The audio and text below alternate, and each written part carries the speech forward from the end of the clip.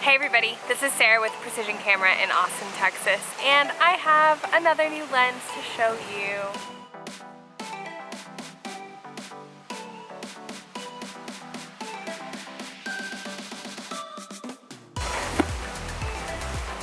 Ta-da! The Sigma 70-200 f2.8 sports lens. Oh, we've all wanted it for so long, and we finally have it. Let's check it out.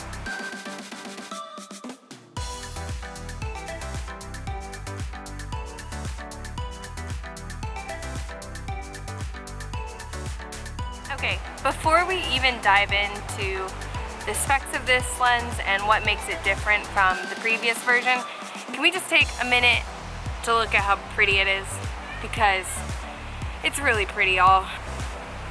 The build quality is the definition of solid. It feels like a tank. It feels significantly bigger than their previous version of this lens. It reminds me more of the Canon version.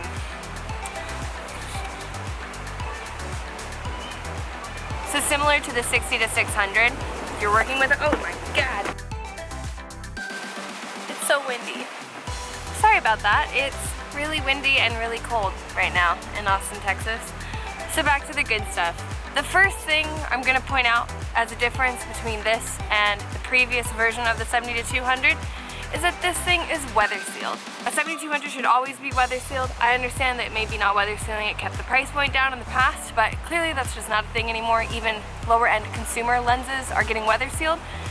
This thing is fully weather sealed. Rubber here to keep anything from getting in. The rear element and the front element are also treated to help repel any sort of dust or water or anything that could get on there. Now, just to kind of drill it home how different this lens feels and looks from its predecessor, if you don't remember, I have it with me. Boom. So this lens came out in 2010. For some reason I was thinking that it took Sigma an extra long amount of time to come out with this, but the version 2 of the Canon L series 7200 also came out in 2010, and they just updated theirs this year, so Sigma was actually right in line. I feel like we were just watching lens manufacturers like Sigma and Tamron come out with so much awesome, aggressive glass that maybe I expected this from them quicker than they did, but who cares? It's here now. It's quite a bit thicker. The optics are bigger. We're looking at an 82mm thread on this versus a 77 on this. Ergonomically speaking, there's definitely some other differences. First off, the weight of this, it's pretty heavy compared to this one. This one comes in at right around 3.15 pounds-ish. This guy comes in at about 3.9 pounds. So it's not a huge difference, but you can tell the difference.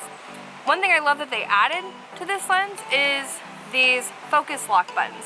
This is super helpful if you want to make sure your focus point doesn't jump around when you're shooting. We see these on a lot of pro lenses, and I love that Sigma has put 2 of them in the horizontal and vertical orientation for whenever you're using this guy. Additionally, something you'll notice that's pretty different is the amount of controls on the side. So if we take a look at the original, we have our autofocus and manual focus switch, and then we have our stabilizer mode, and that's about it. On the new one, we have all of the features we would come to expect from a Pro Sigma lens. Everything is right there. We have our focus mode, which they've now added manual override mode. We have a focus limiter. We have optical stabilization mode, similar to what we found on the previous. But now we also have the custom modes that Sigma is known for. If you're unfamiliar with what these custom modes do, this lens is compatible with the USB dock from Sigma. If you use the USB dock with a lens like this or any of their other sports telephoto lenses or their contemporary telephoto lenses, you're basically able to customize these focus speeds in these focus modes and assign them how you wish. This is newer technology, and all of Sigma's newer lenses are compatible with that dock. So when it comes to performance, they've really upped the game on this new lens as well. Inside, we're looking at 9 FLD elements and 1 SLD element.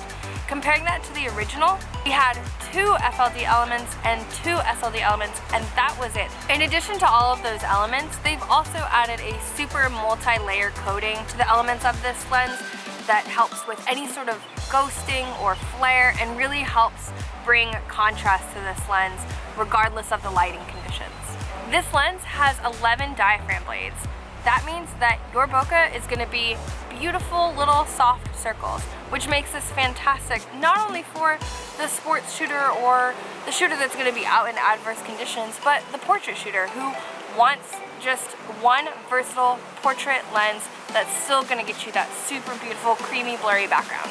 Now, if you're unfamiliar with what DG stands for in the Sigma universe, it means that these lenses are full frame compatible but can also be used with crop sensor cameras.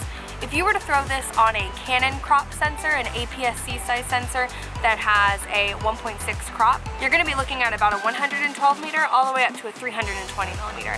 Now if you throw this on a Nikon camera when the crop factor is 1.5, you're looking at a 105 to 300 equivalent.